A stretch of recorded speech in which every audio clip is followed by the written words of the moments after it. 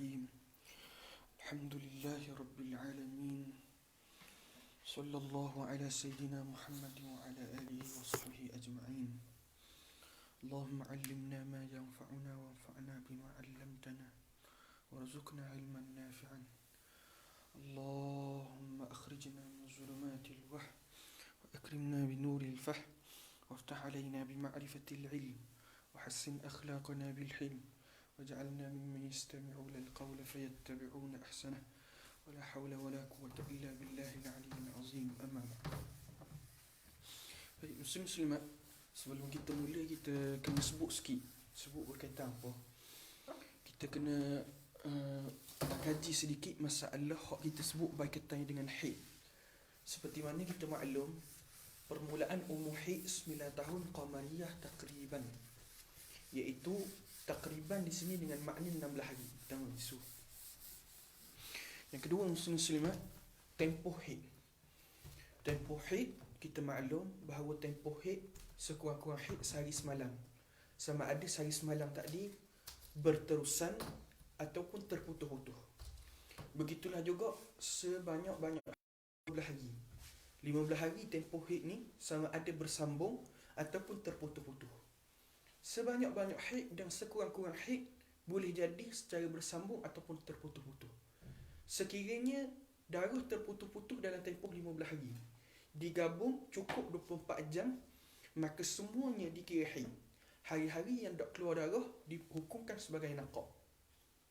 Naqaq berlaku khilaf dalam mazhab Syafi'i. Yang mu'tamad iaitu qaul sahbi yang menyatakan bahawa naqaq adalah haid. Allahumma salli ala sayyidina Muhammad. Kemudian kita perlu faham muslim-muslimat, ini masalah haid. Adapun masalah haid juga kita kena ambil berat, iaitu walaupun bersalahan dengan adat kebiasaan, lama ni 7 hari, tiba-tiba mari bulan itu hari ke-8 keluar lagi, hari ke-8 masih lagi haid. Kerana apa? Kerana sebanyak-banyak haid 15 hari. Dia timbul isu kena tengok warna, kena tengok sifat. Bila? Apabila darah sudah lebih daripada tempoh 15 hari. Jelas muslim-muslimat. Kemudian kita bahas sedikit darah apabila sudah lebih daripada 15, yakni masuk hari ke-16. Ketika itu, untuk menghukumkan darah tadi haid ataupun istihadah, mestilah kembali kepada 7 hukum haid yang mana anda telah buat nota, tapi tengoklah di akhir nanti kita akan hurai secara ringkas sahaja. Cuma kita akan perhabis dulu masalah nifas. Sebab kita sebut dah, darah yang keluar daripada faraj perempuan sama ada 3 sahaja. Sama ada haid, sama ada nifas, sama ada istihadah. Sekiranya tidak haid, nifas. Sekiranya tidak nifas, istihadah. Baik, baca. قال المؤلف رحمه الله تعالى ونفعنا بعلومه وعلومكم في الدارين آمين يا رب العالمين. وأقل النفاس لحظة وأكثره 60 يوما وغالبه 40 ويحرم به ما يحرم بالحيض. Baik, aqallun nifas, sekurang-kurang nifas lahzatun, 1 percikan. Sebelum kita bahas dulu tempoh nifas, perlulah kita fahami apa itu nifas. Nifas adalah darah yang keluar selepas kosongnya rahim. Darah yang keluar selepas beranak, selepas kosongnya rahim, maka darah itu dihukumkan sebagai darah nifas. Baik, di sini akan timbul beberapa persoalan dan permasalahan muslim-muslimat. Soalan apa? Pertama, orang akan tanya, adakah beranak tadi semata-mata disyaratkan beranak bayi? Dah kalau keluar alaqah ataupun mutrah, macam mana? Yakni berlaku keguguran. Darah yang keluar selepas keguguran, adakah dihukumkan sebagai nifas? Begini muslim-muslim, kita perlu perhalusi. Kata para ulama, sekiranya darah yang berlaku kerana keguguran dihukumkan sebagai nifas ataupun tidak melihat kepada janin. Sekiranya janin tadi keluar selepas tempoh 6 bulan, maka dihukumkan janin tadi nifas, maka dihukumkan darah tadi nifas tanpa khilaf dalam mazhab Al-Imam Syafi'i rahimahullah ta'ala. Sekiranya belum sampai tempoh 6 bulan, maka dilihat sama ada janin tadi sudah berbentuk dengan bentuk manusia, bentuk rupa manusia, ataupun belum berbentuk dengan rupa manusia. Sekiranya belum berbentuk dengan rupa, sekiranya sudah berbentuk dengan rupa manusia, maka ketika itu darah itu adalah darah nifas tanpa khilaf. Namun sekiranya belum berbentuk dengan rupa manusia, di sini ada berlaku khilaf. Namun yang mu'tamad di sisi mazhab Syafi'i juga dihukumkan nifas. Baik. Jadi kesimpulan paling mudah kita boleh ambil, darah yang keluar akibat keguguran, sama ada keguguran tadi sudah berbentuk janin ataupun semata-mata seketul daging ataupun seketul darah, darah yang keluar selepas beranak itu dihukumkan nifas pada pendapat mu'tamad mazhab al-Imam Asy-Syafi'i rahimahullah ta'ala. Jelas. Pertama isu pertama selesai. Isu kedua, kita sebut dalam takrif tadi, darah nifas adalah darah yang keluar selepas kosongnya rahim. Baik, bagaimana kalau timbul isu rahim belum lagi kosong?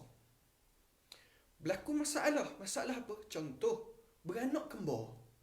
Anak pertama tubik, kemudian anak kedua tak tubik lagi. Darah yang di antara anak pertama dengan anak kedua apa hukum? Kata ulama, hukumnya darah istihadah. Sebab apa? Syarat bagi nifas adalah darah kosongnya rahim. Timbul juga orang tanya, dah bagaimana pula kalau keguguran rahim, janin tak diputus? Ini pernah berlaku di Terengganu, orang tanya masalah, janin tu putus. Separuh janin sudah tubik, separuh lagi masih dalam. Maka balik pada takrif asal, rahim belum kosong, maka masih lagi belum dihukumkan sebagai nifas. Jelas? Allahumma salli ala sayyidina Muhammad. Jadi timbul pula isu darah yang keluar sebelum beranak. Kita muslim-muslimat, kita kalau beranak, dia akan ada darah sebelum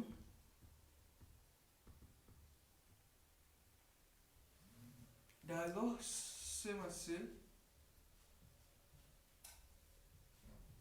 kemudian dia ada darah selepas.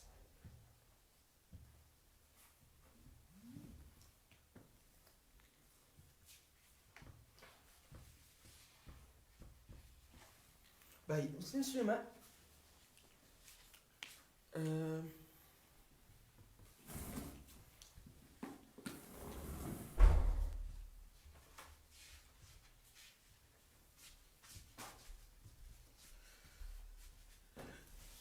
baik, kita perlu jelas pada mazhab Syafi'i, kita sebut dah mazhab Syafi'i, darah nifas adalah darah selepas daripada beranak. Sekiranya darah sebelum daripada beranak, contoh masalah tumpah darah. Lagi masalah benda, orang kalau anda biasa cakap dengan orang puan akan kata benda, darah tanda. Sebelum beranak tubik darah tanda. Maka darah tanda tadi hukum dia benda, hukum dia adalah istihadah, bukan darah nifas. Darah semasa kepala baby tubik luar, badan duduk dalam lagi, apa hukum? Darah istihadah, belum lagi hukum darah nifas. Jelas muslim-muslimat? Ini pada mazhab Syafi'i. Sebab mazhab Syafi'i mensyaratkan kosong rahim. Adapun mazhab Hanafi, darah sebelum adalah bukan darah nifas. Darah semasa berlaku khilaf, ada kata nifas, ada kata tak. Darah selepas sepakat nifas. Mazhab Maliki berlaku khilaf pada darah sebelum, ada kata nifas, ada kata tak. Pada semasa pun sebenarnya ada khilaf, tapi yang rajihnya nifas dah. Ada yang kata tak. Ada pun darah selepas, ya, sepakat. Ada pun mazhab Hanbali pada pendapat yang rajih kata sebelum nifas, semasa pun nifas, selepas pun nifas. Jelas? Ni pada pendapat 4 mazhab lah. Ada pun yang rajih di sisi mazhab Syafi'i, darah yang kosong rahim saja yang dihukumkan sebagai darah nifas. Adapun sebelum daripada itu belum lagi dihukumkan sebagai nifas. Baik, timbul isu benda. Orang biasa akan tanya tentang satu persoalan. Soalan apa orang akan tanya? Ustaz, macam mana pula darah yang keluar ketika mengandung? ataupun hampir-hampir mengandung. Dia asalnya pada mazhab Syafi'i, darah yang keluar ketika mengandung ataupun ketika nak beranak, sekiranya darah tadi tidak cukup 24 jam. Sekiranya darah tadi tidak cukup 24 jam, maka darah tadi dihukumkan sebagai darah istihadah. Namun apabila sudah cukup 24 jam, pada pendapat mu'tamad mazhab Syafi'i, darah tadi adalah darah haid. Kerana dalam mazhab Syafi'i boleh jadi haid dalam masalah ketika mengandung, bersalahan dengan pendapat majoriti ulama. Besar. Aqallun nifasi, dan sekurang-kurang nifas. Lahzatun, satu percikan. Yakni benda beranak je tubik satu percikan, maka hukum dia adalah nifas. Lepas tu tak berhenti, maka berhentilah nifas ya. Selesai, ada masalah. Wa aktsaruhu, dan sebanyak nifas. Situna yauman, 60 hari. Wa ghalibuhu, dan ghalib nifas 40 hari. Dia masalah 40 hari ni, dia bukanlah 40 hari semua orang akan 40 hari. Ada orang darah nifas dia 40 hari. Ada orang 30 hari. Ada orang 20 hari. Ada orang 10 hari. Jangan melihat sama mereka. Tidak. Lain orang, lain hukum dia. Jelas? Lain orang, lain hukumnya. So, Muslimat, masalah ni bukan hanya berlaku di Malaysia. Bahkan masa Ana duduk di Sudan, ketika belajar di Sudan, kata guru kami di Sudan, masalah tunggu 40 ni juga berlaku di Sudan. Ramai orang darah berhenti dah hari ke-30, tapi kata benda tak cukup lagi 40 hari, maka masih tunggu, maka hukum dia haram. Perbuatan menunggu itu haram. Jelas? Baik. Cuma sini akan berlaku isu dia, bagaimana darah berhenti kemudian datang darah kedua. Darah kedua tu hukum dia. Baik, di sini kita perlu lihat pada dua masalah. Baik, kita kena buat nota. Penerangan dalam masalah ni kena banyak buat nota sikit.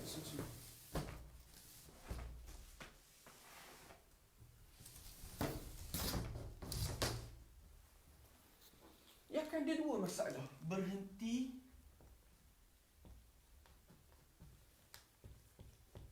ketika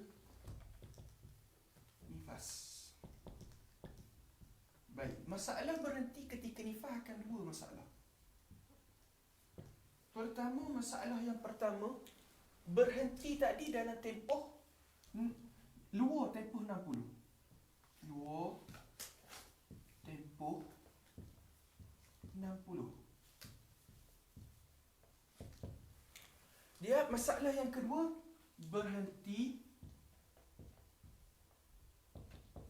dalam tempoh 60. Di sini akan ada dua masalah Muslimat. Pertama, luar tempoh 60, yang kedua dalam tempoh 60. Baik, kita pergi satu-satu. Pertama, masalah sekiranya dalam tempoh 60 hari. Luar tempoh 60 hari. Bila luar tempoh 60 hari, kata ulama, walaupun berhenti satu lahzah, maka darah kedua adalah haid. Sini. Darah kedua adalah haid. Jelas? Contoh masalah gua ni. Kita buat contoh masalah. Contoh masalah dia,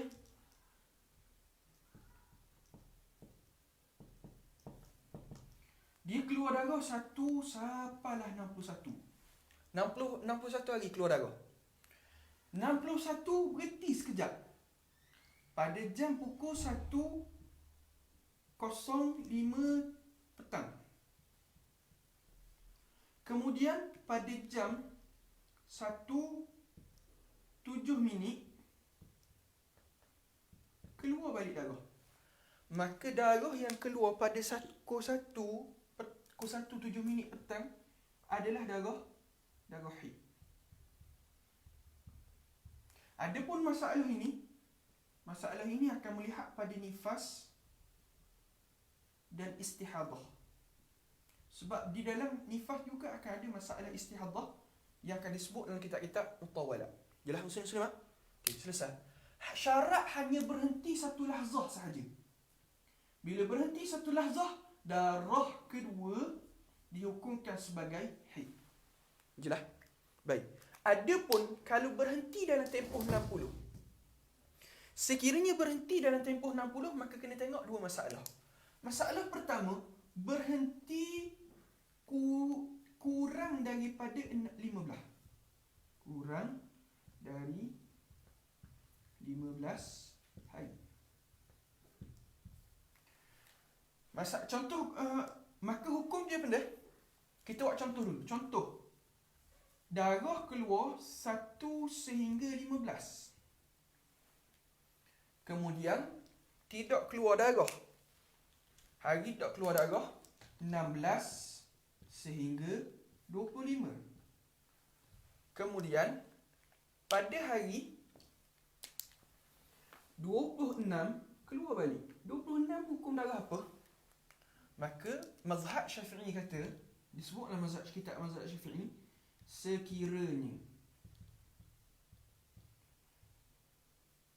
sekiranya memang tahu dah kurang daripada 15 hari, masalah kurang 15 hari, maka dihukumkan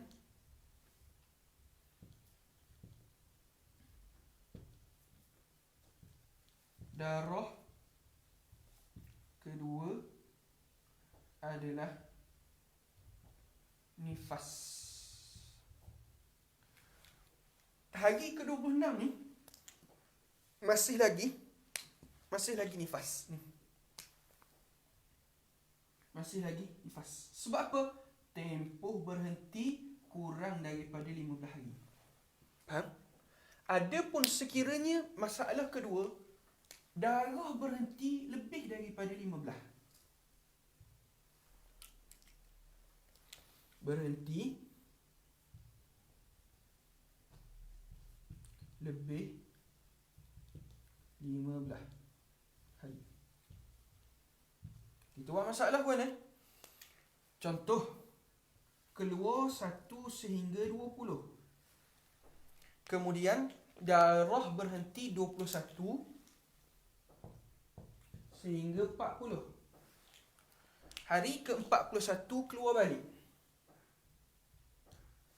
Baik, muslim-muslimat, maka ketika ini apa hukum darahnya? Kata para ulama, sekiranya berhenti sudah lebih daripada 15 hari. Berhenti lebih 15 hari. Maka kata para ulama, maka darah kedua dihukumkan sebagai haid. Jelas muslim-muslimat? Maka darah kedua dihukumkan haid. Maksud mana? 1 sampai 20 ini nifas. 21 sampai 40 ini suci. 41 dihukumkan haid. Adapun hak ni 1 sampai 15 nifas. 26 masih lagi nifas. Ini masalah naqab. Cuma naqab dalam masalah nifas berbeza dengan masalah naqab dalam masalah haid. Ini masalah nifas nak menjadi haid. Dia ada satu lagi masalah, haid nak jadi nifas. Kita tulis nota di sini je. Tambih.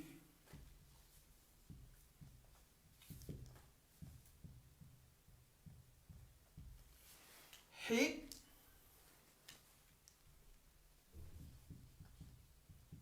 kepada nifas tidak disyaratkan adanya pemisah. Masuk gua contoh seorang perempuan tadi. Tu buat contoh.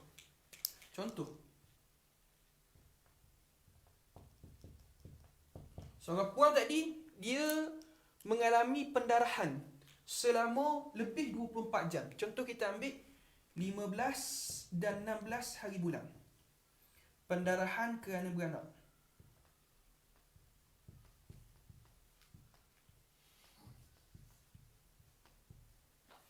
Kemudian hari ke-17 beranak sehinggalah darahnya keluar sehinggalah pada 30 hari bulan.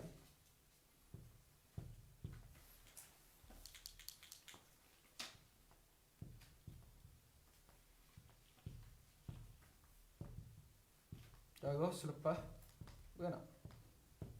Maka kata para ulama, 17 hari dia beranak.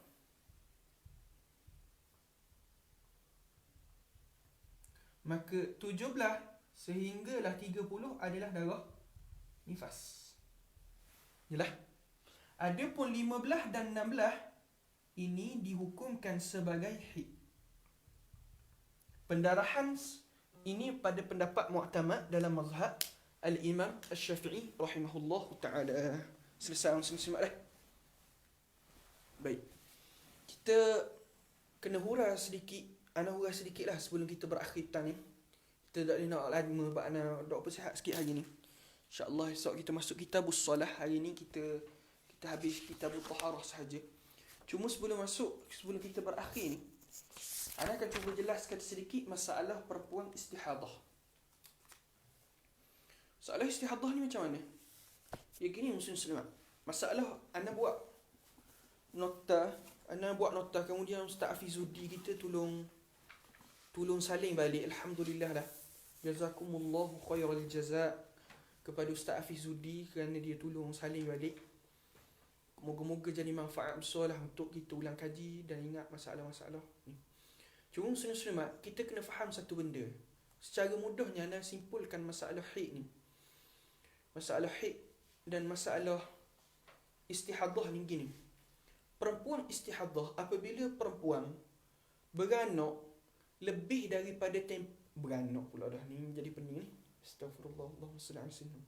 Orang perempuan apabila mengalami haid lebih daripada tempoh 15 hari, yakni ketika itu dia sudah mengalami istihadah, dipanggil dia sebagai perempuan mustahadah. Baik, macam mana dia nak tahu bilakah bermula istihadah dia? Tidak boleh dihukum hari ke-16 sebagai istihadah. Tidak. Nak tahu bila permulaan, mesti balik kepada 7 hukum yang kita sebutkan. 7 formula. Yang pertama dipanggil mubtada'ah mumayyizah. Yang kedua mubtada'ah ghairu mumayyizah. Yang ketiga mu'tadah mumayyizah. Yang keempat mu'tadah ghairu mumayyizah zakirah li'adatiha qadran wa waqtan. Yang kelima mu'tadah ghairu mumayyizah nasiyah li'adatiha qadran wa waqtan, ataupun nama lain dipanggil mutahayyirah. Yang keenam mu'tadah ghairu mumayyizah zakirah li'adatiha qadran la waqtan. Yang terakhir mu'tadah ghairu mumayyizah zakirah li'adatiha waqtan la qadran. Secara mudahnya, dia masalah kelima, masalah keenam, masalah ketujuh ni masalah yang jarang berlaku. Masalah kelima, kalau tengok pada nota yang diletakkan dalam group, masalah kelima, masalah keenam, masalah ketujuh, itu masalah yang jarang berlaku. Yang ghalibnya berlaku masalah pertama, kedua, ketiga dan keempat. Masalah pertama tu masalah apa? Mubtada'ah mumayyizah. Apa dia mubtada'ah mumayyizah? Orang perempuan kali pertama mengalami haid. Sebelum ni tak rajin lagi keluar darah haid. Kemudian bila dia berlaku istihadah, dah lah kali pertama haid, tiba-tiba berlaku istihadah. Bila berlaku istihadah, dia boleh bezakan sifat darah. Maksud apa boleh bezakan sifat darah? Tengok nota ni. Yang kecil tu muslim-muslimat. Sifat darah anda sebut ada 3. Warna, bau, kepekatan. Warna darah haid ada 3. Warna hitam, merah, perang, kuning, keruh. Hitam lebih kuat daripada merah, merah lebih kuat daripada perang, perang lebih kuat daripada kuning, kuning lebih kuat daripada keruh. Bau dan kepekatan. Maksud apa? Dia boleh bezakan sifat darah. Darah dia bukan datang dengan satu sifat. Ada hitam, ada merah, ataupun ada merah, ada kuning. Maknanya datang dengan 2 ataupun lebih sifat. Dah lah datang lebih daripada 2 sifat, kemudian dia dapat bezakan, dia mencukupi syarat tamyiz. Dia syarat tamyiz ni kalau tengok muslimat, syarat tamyiz yang paling utama adalah syarat pertama dan syarat kedua. Syarat ketiga dan syarat keempat bukan terpakai dalam semua masalah. Syarat ketiga dan syarat keempat hanya terpakai dalam masalah-masalah tertentu sahaja, bukan dalam semua masalah. Adapun masalah pertama dan masalah kedua itu terpakai dalam semua masalah. Jelas muslimat? Jelas. Maka orang puang hak mubtadaah mumayyizah, darah kuat adalah haid, darah yang lemah istihadah. Contoh kita buat masalah mana? Hari pertama sampai hari kelima keluar warna hitam. Kemudian hari ke-6 sampai hari ke-17 keluar warna merah. Maka ketika itu hari ke-16 dia tahu dia mengalami istihadah. Dihukumkan dia kena mandi, kemudian dia solat dan dia kena qada solat dia bermula hari ke-16. Sebab apa kena qada solat bermula hari ke-16? Hari 16. Qada solat daripada hari ke-16 tu dia kena start qada solat.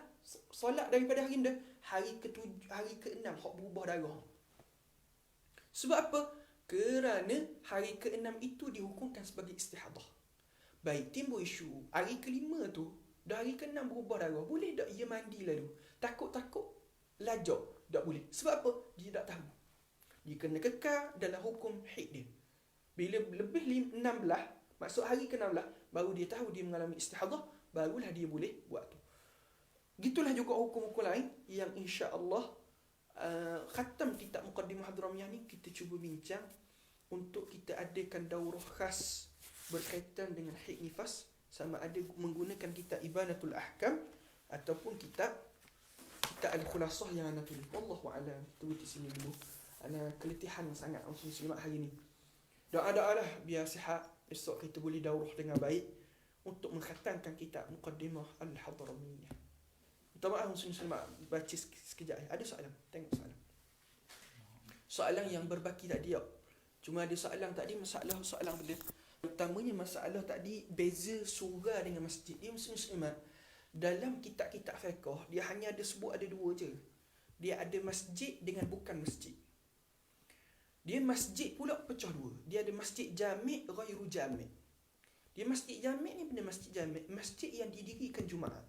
Ghairu jami' masjid yang tidak didirikan Jumaat. Maka surga apabila cukup syarat-syarat masjid, maka hukum dia kekal masjid. Contoh apa syarat masjid? Didirikan di tanah yang diwakafkan, adanya imam rawatib, dikhususkan untuk solat. Maka bila cukup ketiga-tiga syarat ni, ketika itu wila surga ke, balasah ke, musalla ke, hukum dia hukum masjid. Jelas muslimat? Jelas. Allah. Ada soalan? Ustaz, jadi semasa tempoh nakak perlu solat, tapi untuk puasa perlu ganti puasa ke? Ya gini, ketika perempuan itu dia melihat darahnya berhenti, maka wajib dia terus mandi dan dia kena puasa. Yakni mengambil semua hukum-hukum orang suci. Namun apabila dia tahu itu adalah naqab, yakni datang darah baru, yang mana darah tadi mencukupi syarat-syarat haid dan tempoh senggang itu adalah mencukupi syarat-syarat naqab, maka ketika itu dia adalah haid atas qaul mu'tamad. Maka dia wajib qada puasa kalau dia ada puasa. Kalau ada puasa, puasa dia tidak sah tapi dapat pahala.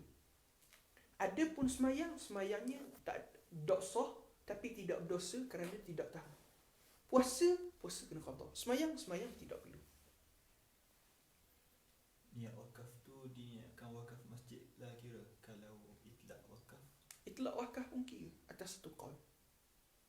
Ada soalan? Ni habislah soalan live. Tak ada soalan dah. Maka kalau tak ada soalan dah, kita berakhir di sini dulu. Hari ni kita baca dah lebih kurang dalam setengah jam je. Tak apalah. Pagi Adil, ni dah apa sejam kat pagi Adil tak? Lebih kurang sejam. Tak apalah, dalam 40 minit ni setengah jam. Kerana keuzuran tidak berapa sihat muslimat. Jadi kita berhenti di sini dulu. InsyaAllah esok kita sambung kitab solat. Dalam tempoh kuarantin ni, Banyakkanlah berzikir pada Allah, hanya ingat Allah, banyak tobat pada Allah Subhanahu wa taala. Qul qawli hadza wa astaghfirullah al-azim wa lakum. Assalamualaikum